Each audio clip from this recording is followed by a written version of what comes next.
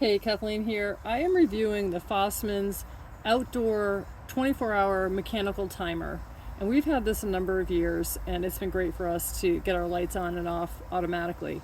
And it does say that it will do pool, pumps, aerators, fountains. We haven't tried it on all that, but it's been great for us. So you notice that it takes me going over here to open this hinged door up. This hinged door is hinged really tightly because it's going to snap right shut when I let it go, so that there's no water going to get in here. This is water resistant, and we've had no problems with that.